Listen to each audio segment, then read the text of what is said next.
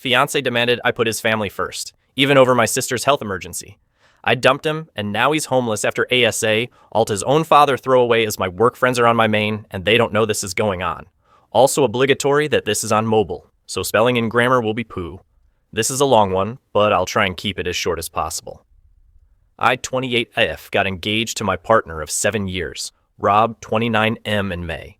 Both sides of our family were really happy about this, and we had a big family meal 2 weeks after getting engaged. His brother lives 250 miles away and couldn't get here for that meal, so we decided to have a meal just for his family in late June when his brother would be back for the weekend. This weekend was arranged long before we got engaged, so he wasn't back just for the meal. Earlier this year, my sister Kim, 32F, got a serious eye infection that very quickly turned into an ulcer, which scarred her cornea and left it at a high risk of a perforation. She needed a corneal graft, but her surgeon was away for 4 weeks, so she was going to have to wait until he got back to heaven. However, her eye didn't hold, and it perforated. The day I was supposed to be going to the family meal with ours brother, Kim's wife was at work and had her phone turned off, and our mom was away with our stepdad. So when Kim called me to let me know what was happening, I knew she would be at the hospital on her own. I immediately talked to my boss, and he let me go early so Kim wasn't on her own. I texted Rob to let him know what was going on, and he texted me back to send Kim his love and to remind me about the meal that night. I ignored the comment about the meal as it was the last thing on my mind. Once I got to the hospital, I was taken back into a room where Kim was to be greeted by 3 doctors and 2 nurses rushing around trying to help Kim. I was then informed that she needed to have an emergency operation to have her eye glued, or else she would lose it. The problem was that they didn't have a surgeon at that hospital that could do it, and she needed to go to another hospital an hour and a half away. They asked if she would need transportation or if I could take her. I said I would take her. Once we got to the other hospital, we were told that she would be having the operation at 5:30 p.m. I knew then that I wouldn't make the dinner and text Rob to let him know. He flipped out and basically told me to leave Kim at the hospital and have her wife pick her up after the op was done. At this point, I still hadn't able to get a hold of Kim's wife. I told him that wasn't going to happen and that he was out of order to even ask me to do that. I then texted his mom and told her what was going on. She was really supportive and told me to stay with Kim and let her know how the op goes. A dinner can be rescheduled. Kim's health can't. I also spoke with his brother, who was equally as understanding. I stayed with Kim. Her operation was a success, and I got her back home about 9 p.m. Her wife had ordered some Chinese and offered me some, which I happily accepted, as I hadn't eaten since lunch. With that, I didn't get home till about 11 p.m., and Rob was already asleep. Rob was very short with me for days after, and we ended up having a huge fight where he told me that I should have put his brother and family before Kim. He said he was embarrassed going to the meal without me. I responded that I was embarrassed though I would put a meal before my sister's health. This led to another week of awkwardness between us before we finally sat down and we sorted it out, or so I thought. 8 weeks ago, Kim got her graft, and so far everything is going really well with it. On Saturday, his brother was here, so we went out for dinner with his family. His family were all asking about how Kim was doing, and I showed them a picture of the stitches in her eye. I thought that everything had gone really well until we got home, and he got really angry, saying that I shouldn't have brought up Kim's health issues, and I shouldn't have shown them the picture. I argued that they'd asked about her and asked to see the picture. It ended with him telling me that I needed to put him and his family before Kim, or else we weren't going to work. His family will come before mine once we are married, so I should get used to it. I went upstairs and packed a bag. I'm now at my mom's house, and he's been bombarding me with texts and calls since I left. I do love him, but I will never put his family above my own family's health. I feel like he's expecting me to spend every holiday with his family and put their wants above my family's needs, which won't happen. I'm very close to my sister and my mom. That's not going to change. So I don't really know how to move forward, or if I even want to. Has anyone experienced anything like this before? If so, how did you deal with it? Edit? For some reason, it won't let me do a full update post, even on my own page, so I'm just going to add it to here. Thank you so much for everyone that commented. I replied to as many as I could, but I read all of them. Warning, this is going to be longer than the original post. A lot has happened. TLDR, for those that just want a quick update, I left him and he's out of my house. His mom is seriously pissed at him, and his brother has gone no contact with him for the foreseeable future. For those that want a longer version. Once I'd decided to end things with him, I knew that the main issue would be getting him out of my house. I own the house outright. My grandma died 5 years ago and left her house to my mom, who sold it and split the money between me and my sister. I then bought my house with that money about a year after she died. I got in touch with my stepdad's friend, who was a landlord, the day after I wrote my original post, who then put me in touch with his solicitor. He didn't have time to see me in person the day, but we did have a phone call where he gave me my options. In the UK, we have something called a Section 8 notice. This is a 14-day eviction notice, and the solicitor said this would be the quickest way to get him out. However, he could try and contest it if he wanted to, which would lead to court dates and could take months.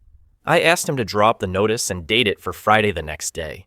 I'd already made the decision to end things with him after work on Friday so that he could have the weekend and to sort through his emotions before work on Monday. On Friday morning, I text Rob and asked him to meet with me at our local pub after work. He quickly agreed. Not only is the pub a public space, but my stepdad and a few of his work friends go in there every Friday after work for a few pints, so I knew he would be there to step in if I needed him. Thank you for suggesting this, Redditors. I also picked up the eviction notice on my lunch break, so I was ready to give it to him. Cost £250, but was worth it. When I got to the pub, Rob was already there, and my stepdad was stood at the bar with his workmates. I sat down with Rob and got straight to the point. I told him that it was over. I couldn't be with someone who didn't give me any support when I was going through one of the scariest moments of my life and expected me to drop my family for his. It didn't matter what excuses he could come up with, I wasn't interested. I'd made up my mind and we were done. He stared at me in shock for what felt like an hour, but was probably only a minute or so. He then started saying, I couldn't be serious. We've been together for 7 years and I was throwing it all away. I could never find another guy like him. I responded to the last comment with, I don't want a guy like you. That's why I'm ending it. I need someone who will support me when times get tough. Not get annoyed that the world isn't bowing down to what he wants. I then handed him an envelope with the eviction notice in my engagement ring. I told him I was giving him a few weeks to find a place and be out of my house. Then I stood up and walked over to my stepdad, who had bought me a much-needed drink, and stayed with him until my ex left, still looking in shock. I knew he wouldn't approach me whilst I was with my stepdad, as he has always been a little scared of him. This is obviously a very condensed version of what happened once I got back to my mom's house. I had one single text from him saying he wasn't moving out and was going to contest the eviction until I had come to my senses and got back with him. We are not over was how he ended the text. I just turned my phone off and decided to deal with the legal side of things on Monday. There was nothing else I could do. Saturday morning, I woke up and turned my phone back on and had another text from him saying that he would move out if I paid him £10,000. As that's what he'd paid towards bills whilst he had lived at the house. He paid for half the electric, gas, Wi-Fi, and Sky package. Note the Sky package is only as expensive as it is because he has to have every sports channel known to man, so his half literally just paid for the sports channels. I'd already asked the solicitor about this, though, and he'd assured me that I didn't know him any money, as he hadn't contributed to a mortgage or any renovations of the house. It was just general expenses. He also knew that I don't have £10,000 just lying around. Let's say I was irritated by this and decided to ring his mum to see if she could talk some sense into him. I'll call his mom, Sandra, to make it easier. She was appalled by what I told her and said she would speak to him. She called me back about an hour later and asked me to meet her at the house. Rob was on a away day to watch his football team play and wouldn't be back till about 10 p.m., so I knew he wasn't there. I met her at the house with Kim, and Sandra said that Rob's brother was on his way back home, and they would have robbed out by the following afternoon. She hadn't even spoken to Rob, just his brother, but she promised he would be out. Sandra then asked me to walk to her through the house, showing her exactly what was his and what wasn't, so he didn't take anything that didn't belong to him. The next morning, I got a text from Rob calling me all the names under the sun for getting his mom and brother involved. I blocked him, and a couple of hours later, Andrew texted me to let me know he was out and staying with her. I thanked her, and she told me that she would like to stay in contact, and I happily agreed to this. I went back to my house after work on Monday, changed the alarm code, and my stepdad changed all the locks for me. My stepdad is also arranging for a friend of his to install cameras around the outside of the house. This will be done over the weekend. Sandra rang me on Tuesday, asking if we could meet up, as she had some things she wanted me to know, so we met for lunch that day. It was at this time that she told me her ex was a controlling a hole who was incredibly selfish, and the selfishness was what she had seen in Rob for so long. That's why she had commented on him being like his father, but she had hoped that was the extent of Rob's attitude, and he hadn't picked up his dad's controlling behavior, which, to be fair, he hadn't up until this whole episode. She had left Rob's dad after he had punched Rob's brother in the face when he was 14 and Rob was 10. He had never laid a hand on her or their sons before, but one time was enough and she left with the boys. To her knowledge, her ex had never reached out to speak to Rob or his brother, and they hadn't spoken to their father in years. I didn't know any of this. All I had been told was that their dad wasn't in the pure and hadn't been for a long time. But Sandra had thought I knew, and that's why she hadn't told me before. However, she had found out on Sunday night that Rob was back in contact with his father and had been for the past year. His dad had been putting lots of thoughts into Rob's head about how he is the man of the house and his family is all that matters. This had fed into Rob's selfish tendencies and had amplified them tenfold.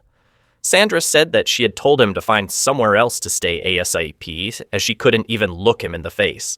Then Rob and his brother had a huge argument that ended with his brother telling him that as long as Rob is in touch with their dad, then he will have zero contact with him, even going so far as to tell him to spend Christmas with their dad because Sandra is going to his house and Rob isn't welcome.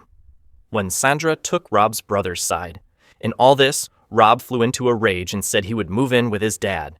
He then left the house, but came back a couple of hours later looking like he'd been crying.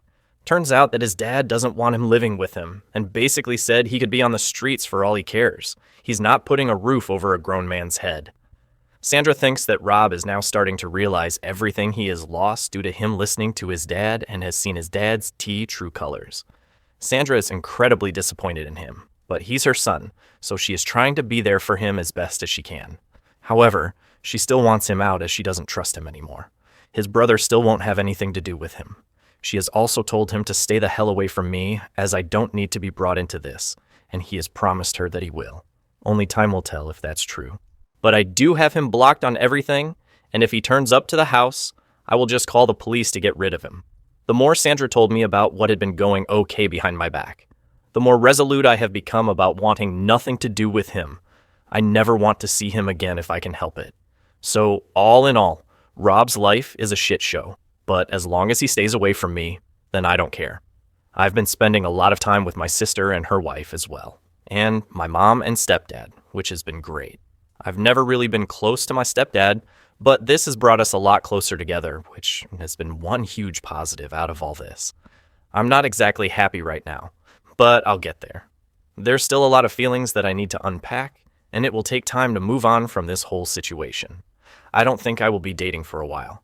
I need to really get over all this and don't want to dump this on anyone else right now. For all those asking how Kim is doing, she's doing great. Had a hospital appointment on Monday, and her consultant said her eye is healing, in his words, marvelously, so that's a relief. Thank you to everyone that reached out to me. I hope there won't be any need to update this again, so this should be my final update for telling my ex that it's not my fault that he's homeless. November 26, 2023. So I-28EF posted on relationship advice before about my now ex-29 meters. The post and update is in my profile, but basically my ex-fiancé wanted me to put his family before mine, even at the cost of my sister's health.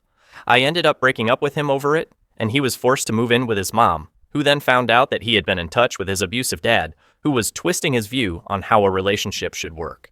Last I heard was that his mom was kicking him out, as she would not have anyone in her house that was in contact with her ex, and that he had tried to go live with his dad, but his dad had refused. I was completely ENC with him, so his mom was the one that had told me this. I'll call my ex Robin X his mom Sandra to make things easier. I hadn't heard from Robin, but yesterday he showed up at my house. I had the chain on my door, so opened it. With that still attached, no way would I let him in. He basically told me that he had nowhere to live, his mom isn't speaking to him, and his dad won't put a roof over a grown man's head. His words, not mine. He asked if I would take him back, or at least let him live with me. No way in hell would I get back with him, and getting him out the first time only went easy because his mom stepped in to help. He had threatened to take me to court, knowing that if he did, it could take months to get him out, and then said he would only move if I gave him 10,000 pounds. I contacted his mom, who was furious about that, and she turned up with his brother and forced him out. I told him that there was zero possibility of him ever living with me again, and that we were 100% over. He started shouting at me and calling me all sorts of names, so I threatened to call the police if he didn't leave and shut the door. I have cameras all over my house, so I caught everything he did and said on camera and have saved it to a USB just in case. He then went crying to all our mutual friends, and it managed to get back to his mom. She called me and asked what happened. I told her, and she then informed me that she had put her house up for sale and was moving 300 miles away to be nearer her other son. Her and Rob had a huge argument about this, and she finally kicked him out. Since then, he's been couch surfing, but with Christmas coming up, his friends aren't really happy with having him on their couches when they have kids and are meant to be enjoying the festive season. He's been kicked out of 3 friends' houses in 10 days. She told me I was right to refuse him, but I've since had other friends say that they feel sorry for them and that I can just let him stay in my spare room until he's back on his feet. I then asked them to put him up, but they said they would but don't have room, and if they had a spare room like me, then they would let him stay. My family and his are on my side, but I'm starting to doubt myself with what a couple of my friends have said. So I'd edit just a quick edit as I'm going to bed. I've just spoken with the wife of one of Rob's friends, and she's asked to meet me on my lunch break tomorrow. Apparently Rob stayed with him for 2 nights before she kicked him out, and there's more going on than what I know of. She's going to tell me the full story tomorrow, but told me that I shouldn't let him anywhere near me, and that he's staying in a B&B so he does at least have a roof over his head right now. I'll try and update after I've spoken to her. Comment chemical scarcity, 964 NTA. You're lucky you got out when you did. File for a restraining order. Not sure if it's called the same in the UK as soon as possible. P restraining orders here are ridiculously hard to get. There usually has to be violence involved for one to be issued. I am going to make sure I log everything from now on those. Update 1, November 27th, 2023. So I posted yesterday about my ex turning up at my house wanting for me to let him move back in with me. I said no, but a couple of friends thought I should let him in. That messed with my head.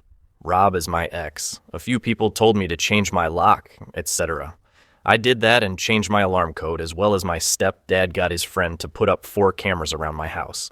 I'm also going to start shutting the gates so that no one can walk up to the house without ringing the bell there.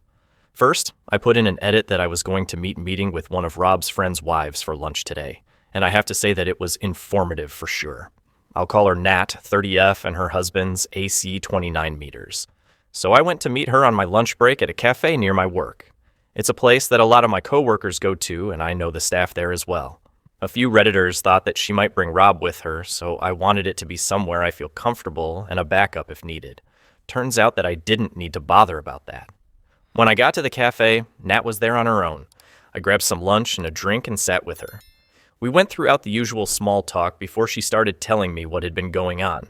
Rob rang Zach on Thursday morning, saying he had nowhere to go and could he stay with them for a few days. Zach spoke to Nat, and they agree he could stay in their guest room. Rob went to their house after work, and they had a long talk where Rob told them he has a flat lined up but can't move until January. Zach and Nat agreed to let him live with them until January, as long as he followed some basic rules and paid for his own food. The rules were things like no bringing women back there, and if he went out drinking, he had to be quiet when he got back so he didn't wake their daughter, who's 6. He agreed to all this and paid for a Chinese for them all that night. The next day, after work, Rob went to meet his dad in the pub for a few pints. When Zach and Nat went to bed, Rob still wasn't home. They were woken up at about 2 a.m. by Rob arguing with the woman. Apparently, Rob had met this woman in a bar, took her back to Zach in that house, got his pleasure, and then told her to get dressed and fuck off. Once he was done, she had gotten angry, which started an argument where Rob was saying some horrific shit to her. Nat took the woman downstairs and got her a taxi, while Zach stayed upstairs arguing with Rob. Once Nat had got rid of the woman, she went back upstairs and tried to calm Zach and Rob down. At this point, Rob decided to take out his frustrations on Nat, calling her a bitch and telling her to do something useful and make him a sandwich, before bursting out laughing like he'd made the funniest joke ever. This made Zach lost it and pinned Rob to the wall by his throat side. Note: Rob isn't a fighter at all, whereas Zach was an amateur boxer in his youth and can handle himself well. Nat managed to get Zach to let him go, and Rob was shoved in the guest room and told to sleep off the alcohol. It's a miracle that Nat's daughter didn't wake up during this. The next morning, Nat got their daughter ready and went to her mom's after telling Zach to get Rob out of their house. Zach agreed, and after Nat left, he woke Rob up and told him to pack his shit and leave. Rob tried to apologize and begged to stay, but Zach was having none of it and kicked him out. Going off the timing, I think he left there and came straight to my house. On Sunday, Zach texted Rob to meet up so that they could speak, and they met up in a pub. Zach has been friends with Rob since they were 11 and has never seen him act like he has been doing, so he wanted to find out what was really going on.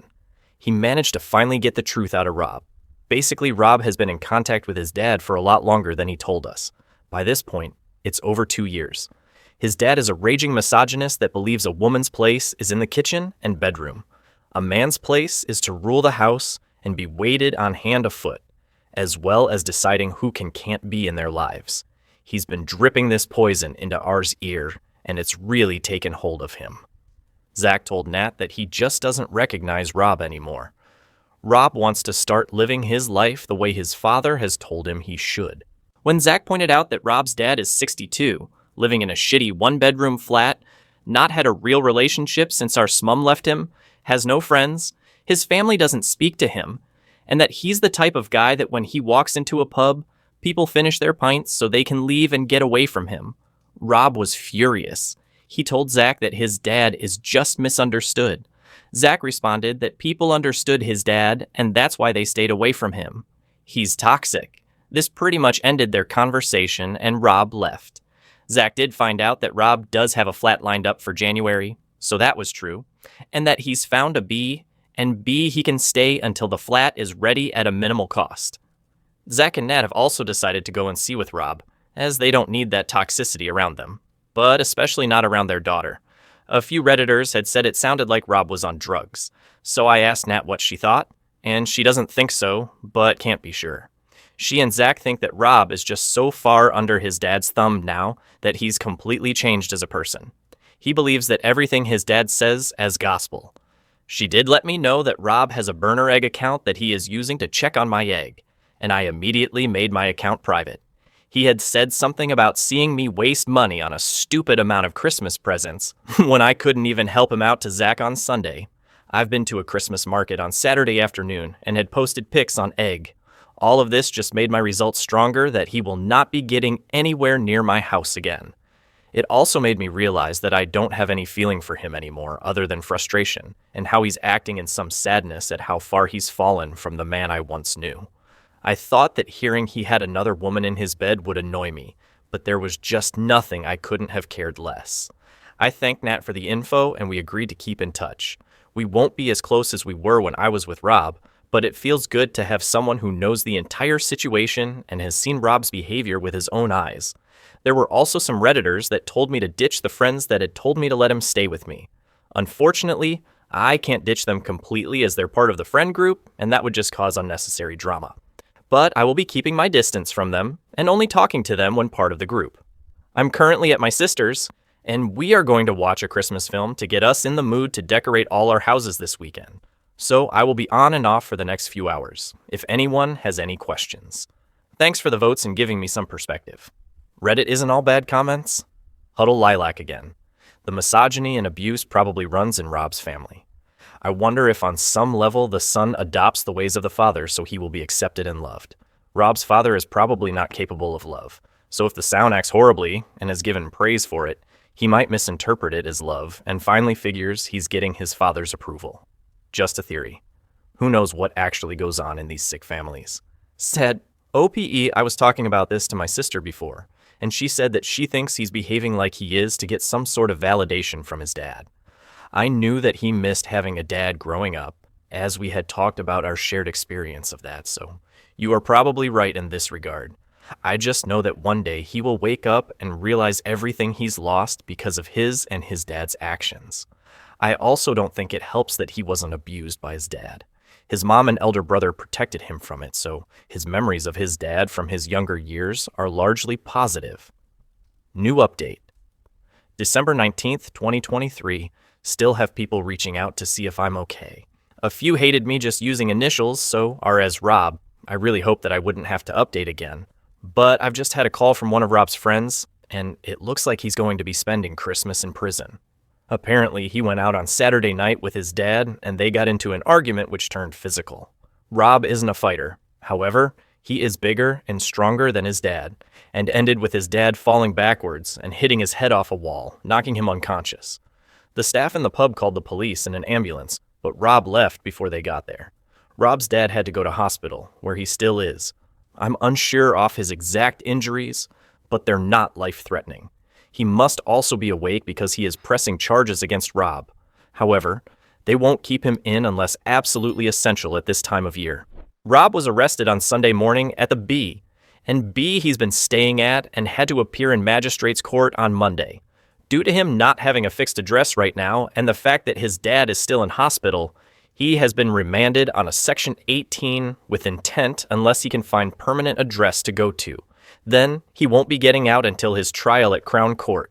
I know his mom is already at his brother's over 250 miles away, so I don't think she will be able to help right now.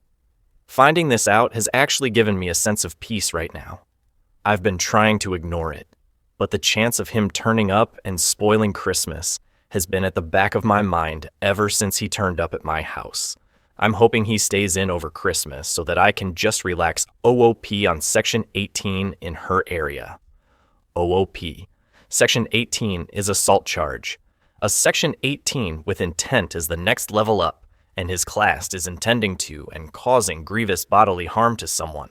I've been told that if found guilty, then it's usually a multiple-year prison sentence.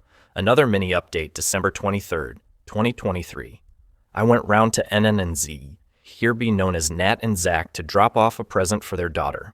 A bottle of Bell's for Zach and a bottle of Prosecco for Nat for Christmas, and had a cup of tea with them whilst they filled me in on what's going on. Rob will be in over Christmas, but will likely get out early January. His lawyer is trying to get the charges reduced from Section 18 with intent to a Section 20. I only found out today that a Section 18 with intent is one step down from attempted murder, and you're looking at double digits in prison if you get found guilty. Section 20 is a lot less severe and is usually a 2-year suspended sentence for first-time offenders, which he is. His lawyer has said that if he pleads guilty to the Section 20, then CPS will lower the charges to get this one over and done with ASAP, as the courts are ridiculously backed up in the UK right now and prisons are full. Zach went to the B&B he was staying at and got Rob's stuff, which is now set in his garage as one last favor to Rob. Zach's words, he can't get in touch with me without my consent whilst he is locked away. The prison literally has to ring me and ask if it is okay that I get put on his approved call list, and only then is he allowed to ring me, which won't be happening. I've also spoken to his mom, who has basically washed her hand of him for the time being. She thinks that he needs to learn his lesson, and maybe spending Christmas in a cell will teach him how much he's lost the plot. She has spoken to him and said that he's now saying the right things, but only time will tell if he means them. He is talking about moving to be near his brother to get away from their dads, so maybe he has seen the light. His brother has refused to go on to his call list, so Rob can't contact him, so I don't know how that'll work. As for his dad, he is still in hospital with a broken hip and has had to have surgery to fix it. The broken bone and head injury is why the charges are so high.